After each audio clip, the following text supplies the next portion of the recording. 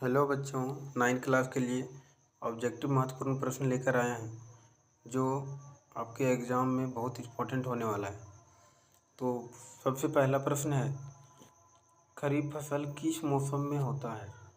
तो option number 1 गर्मी ऋतु, वर्षा ऋतु, सर्दी ऋतु, बसंत ऋतु। तो इसका ऑप्शन नंबर हो जाएगा बी, वर्षा ऋतु हो जाएगी। क्वेश्चन नंबर 2, पालमपुर में विभिन्न जाति के कितने परिवार रहते हैं? यानी कि वहाँ पर कितने लोग सभी जाति के रहते थे? तो हो जाएगा 350, option number B 450, option number C 650, option number D 250। तो इसका हो जाएगा बच्चों 450। टोटल कितने रहते थे? 450। क्वेश्चन नंबर 3 है, पालमपुर गांव में मुख्य क्रियाकलाप क्या थे? यानी कि वहाँ का जो सबसे ज़्यादा काम होता था वो क्या होता था? डेयरी, कृषि, लघु स्तरीय विनिर्माण, परिवहन। तो सबसे ज़्यादा जो पालमपुर में होते थे वो होते थे कृषि। क्या होते थे बच्चों? कृषि। क्वेश्चन नंबर 4 है कि पालमपुर से निकटतम कस्बे का नाम क्या है?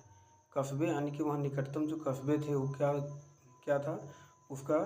शाहपुर। रायगंज वहाँ से 3 किलोमीटर दूरी पर पड़ता था, लेकिन उनसे निकटतम जो कस्बे थे वो थे शाहपुर। क्वेश्चन नंबर 5 का है, निम्नलिखित में से कौन सा राज्य है जहाँ आधुनिक कृषि विधि अपनाई गई? तो ये अपनाई गई है पंजाब। कहाँ बच्चों? पंजाब। ऑप्शन नंबर ये। क्वेश्चन नंबर 6 का है, ऊधम का दूसरा नाम क्या है? क्या ऊधम का दूसरा नाम क्या है? कार्यशील पूंजी, इनमें से कोई नहीं, मानव पूंजी, भौतिक पूंजी। तो ये हो जाएगा बच्चों मानव पूंजी। कौन सा हो जाएगा? मानव पूंजी। क्वेश्चन नंबर 7 का है, पालमपुर गांव में कितने लोग कृषि कार्यों में लगे हुए थे? यानी कि पालमपुर में जो लोग जितने थे किस में ज़्यादा लगे थे और कृषि में खास करके कितने लोग लगल थे? तो सबसे ज़्यादा लगल थे कृषि में, यानी कि 75% लोग कृषि में लगल थे। कितना प्रतिशत? 75। 8वां नंबर का प्रश्न है, एक वर्ष में किसी भूमि पर एक से ज़्यादा फसल पैदा करने को क्या कहते हैं? तो आप लोग भी जानते होंगे कि एक बार किसी भूमि में एक से ज़्यादा फसल उत्पादन हो जाए तो उसे बहुविधि फसल प्रणाली कहते हैं। क्या कहते हैं बच्चों? बहुविधि फसल प्रणाली, यानी कि option number A. Question number 9 है, हरित क्रांति की मुख्य विशेषताएं क्या है? जो हरित क्रांति लाई गई उसका में मुख्य विशेषताएं क्या थी? तो गेहूं तथा चावल में अप्रत्याशित वृद्धि, यानी कि हो जाएगा ऑप्शन नंबर ये। क्वेश्चन नंबर 10 का है, 1 हेक्टेयर कितने मीटर की भुजा वाले वर्ग के क्षेत्रफल के बराबर होता है? यानी कि टोटल कितने भुजा वाले बराबर होता है? तो ये 100। कितना हो जाएगा बच्चों? 100। 11 नंबर का प्रश्न है, पालमपुर गांव में परिवारों की कुल संख्या कितनी थी? तो ये क्वेश्चन को रिपीट कर दिया गया है, तो आप लोग जान रहे हो 450। कितना? 450। 12 नंबर का क्वेश्चन है, आज भी कृषि क्षेत्र में कितने प्रतिशत में ही सिंचाई हो पाती है? यानी कि होती है। तो ये हो जाएगा 40। कितना? 40। फिर 13 नंबर का प्रश्न है, पालमपुर गांव के लोग का मुख्य पेशा यानी कि कार्य क्या था जो सबसे ज़्यादा करता था वो सब? तो वो हो जाएगा बच्चों खेती करते थे ज़्यादा।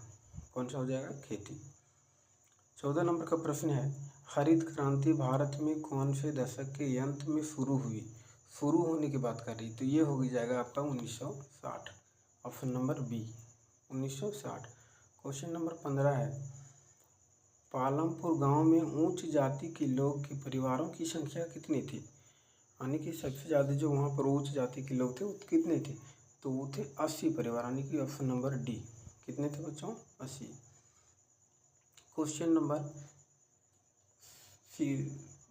16 का है, भारत में ग्रामीण क्षेत्रों के 100 कामगारों में कितने गैर कृषि कार्यों में लगे हैं? यानी कि जो 100 कामगार में से कितने गैर कृषि क्रिया में लगे हुए थे? तो ये 24। कितना हो जाएगा बच्चों? 24।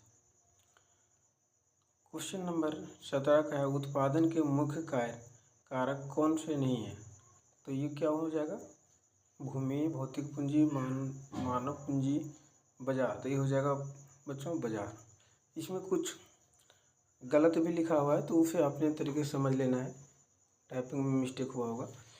क्वेश्चन नंबर 18 का है, उपयोगिता का सृजन क्या कहलाती है? उत्पादन, उपभोग, विनिमय, वितरण। तो ये हो जाएगा उत्पादन। क्या हो जाएगा बच्चों? उत्पादन। 19 नंबर का प्रश्न है, पालमपुर गांव में परिवहन के कौन से साधन उपलब्ध थे? आने जाने के लिए जो गाड़ी वहाँ पे थे। तो हो जाएगा बैलगाड़ी, भैंस, बगी, ट्रक, उपयुक्त सभी थी। ये सभी थे वहाँ पे। Option number D. क्या थे बच्चों? सभी। 20वां प्रश्न है, आवश्यकताओं को संतुष्ट करने की शक्ति क्या कहलाती है? तो ये हो जाएगा उपयोगिता। क्या हो जाएगा बच्चों? उपयोगिता। आज हम 20वें प्रश्न कर रहे हैं। ये वीडियो अच्छा लगे तो मेरे चैनल को सब्सक्राइब कीजिए और आगे इसी तरह वीडियो आते रहेंगे। धन्यवाद।